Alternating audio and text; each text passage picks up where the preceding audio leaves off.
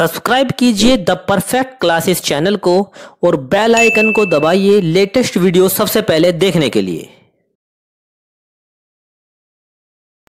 Hello student, आज मैं आपके साथ में शिक्षा निदेशालय द्वारा दी जाने वाली जो वर्कशीट है, वर्कशीट नंबर 14 यानी कार्यपत्रक जो 14 है वो डिस्कस करने जा रहा हूँ।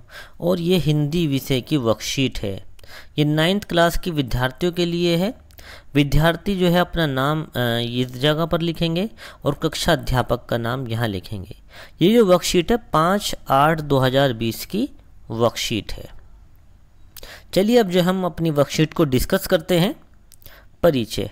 पिछली वर्कशीट संख्या 11 में हमने जाना कि वाक्य 4 पंक्ति में लिखी गई। इससे पहले जो वर्कशीट 11 थी उसके बारे में यहाँ पर बताया गया है। कश्मीरी शैली में एक गाई जाने वाली रचना होती है। वाक्य क्या होती है कि कश्मीरी शैली में गाई जाने वाली रचना होती है और कश्मीरी भाषा को लोकप्रिय संत कावित्री ललद्यद की काव्य शैली को वाक्य कहा जाता है। यानी यहाँ पर बताया कि वाक्य किसे कहा जाता है। यहाँ पर कावित्री द्वारा रचित अन्य 2 पद हैं, इनको पढ़कर प्रश्नों के उत्तर दीजिए। यानी यहाँ पर जो है कावित्री के दूसरे 2 पद दिए गए हैं, उनको पढ़ना है और पढ़कर जो है उनके उत्तर हमें देने हैं। तो जो है सबसे पहले पहला पद जो है हम पढ़ते हैं। आई सीधी राह से गई न सीधी राह, सुसुम सेतु पर खड़ी थी बीत गया दिन आहा, जब टोटली कोड़ी ना पाई माझी को दूं क्या उतराई। ये यहाँ पर जो है इसको हम पढ़ा है अभी हमने।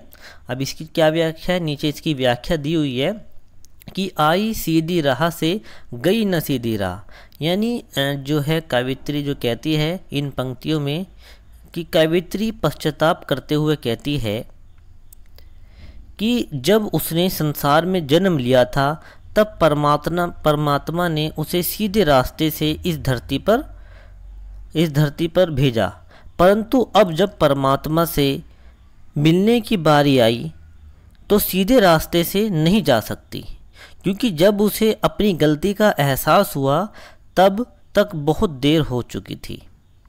यानी कावित्री जो है यहाँ पर इस पंक्ति में ये कह रही है कि वो जो जिस सीधी रास्ते से परमात्मा ने उसे भेजा था वो अब उस रास्ते से नहीं जा सकती, बहुत देर हो चुकी है।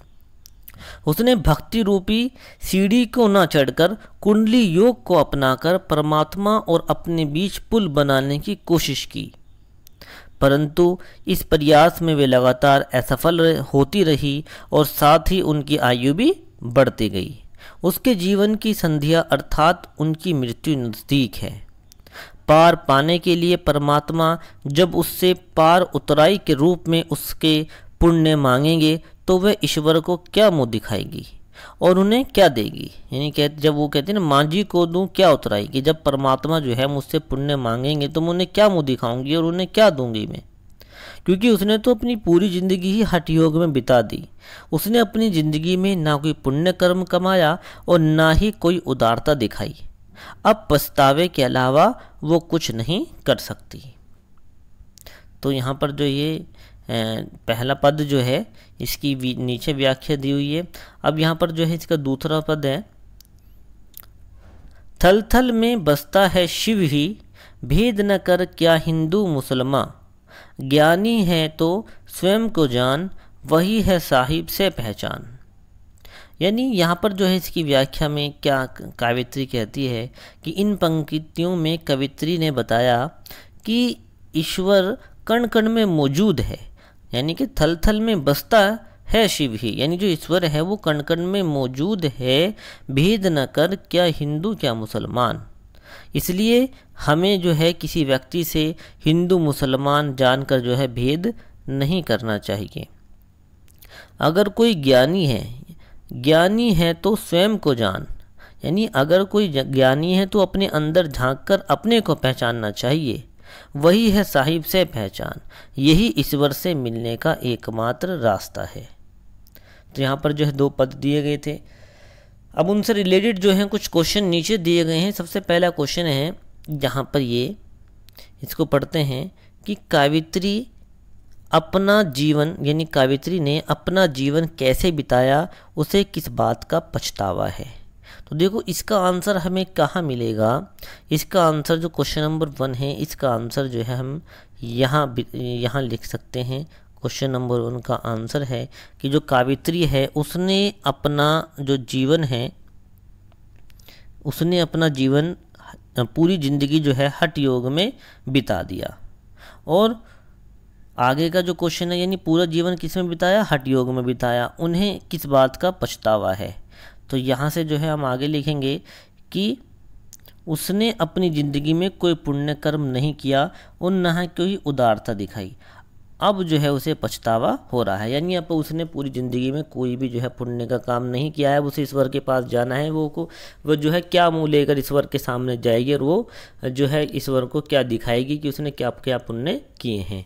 तो पहले का आंसर जो है आप यहाँ से यहाँ तक लिख सकते हैं। यहाँ पर ये पहले का आंसर हो जाएगा।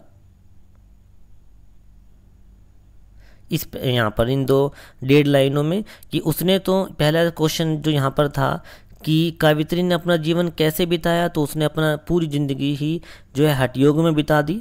अब फिर आगे वाला कि उसे किस बात का पछतावा है, तो उसने अपनी ज़िंदगी में ना कोई पुण्य का कर्म किया है और ना ही उदारता दिखाई है। अब वो पछता रही है क्योंकि अब उसे ईश्वर के पास जाना, वो क्या मुँह लेकर जो है जाएगी। क्वेश्चन नंबर 2 पढ़ते हैं कि आपको कौन सी पंक्ति सबसे अच्छी लगी, उन्हें लिखिए और उनका भाव भी अपने शब्दों में लिखिए। आप इसमें से कोई भी पंक्ति जो आपको अच्छी लगी हो, आप कुछ भी लिख सकते हैं, आपकी मर्जी है, और जो आपको अच्छी लगी हो। लेकिन फिर भी अगर आप लिखना चाहें तो यहाँ से देखो कितनी अच्छी पंक्ति दी गई है कि थल थल में बसता है शिव ही, भेद न कर क्या है हिंदू क्या मुसलमान।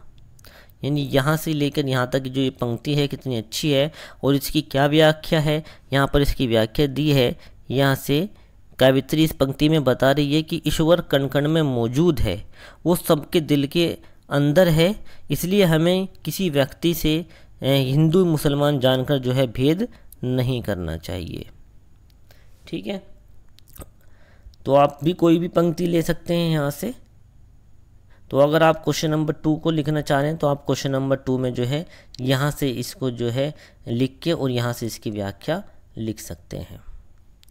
इसके बाद क्वेश्चन नंबर 3 क्या है कि कावित्री ने ऐसा क्यों कहा कि हमें भेदभाव नहीं करना चाहिए। देखो अभी हमने जो पंक्ति चुनी है इसका आंसर जो है उसमें मिल जाएगा। कावित्री ने ऐसा क्यों कहा कि क्वेश्चन नंबर 3 में कावित्री ने ऐसा क्यों कहा। कावित्री ऐसा क्यों कहती है क्योंकि जो ईश्वर है, यहाँ से देखो ईश्वर जो है वो कण कण में मौजूद है, सबके अंदर मौजूद है।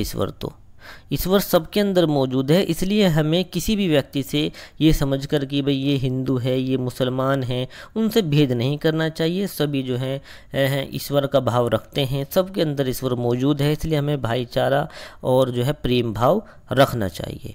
तो इसका आंसर हम यहाँ से लिख सकते हैं कि ईश्वर जो है, यहाँ से ईश्वर कण कण में मौजूद है, वह सबके दिल के अंदर मौजूद है, इसलिए हमें किसी भी व्यक्ति से हिंदू मुसलमान जानकर भेद नहीं करना चाहिए। यहाँ तक हम लिख सकते हैं क्वेश्चन नंबर 3 का आंसर।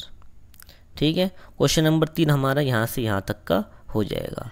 एक बार और देखिए, यहाँ से लिखेंगे ईश्वर से और ये यहाँ पर जो मैंने ये अंडरलाइन किया है रेड से, यहाँ तक इसका आंसर हो जाएगा।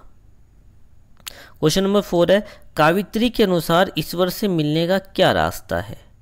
भाई अब कावित्री के अनुसार जो है ईश्वर से मिलने का क्या रास्ता है वो यहाँ पर देखो लास्ट इसमें बताया गया है।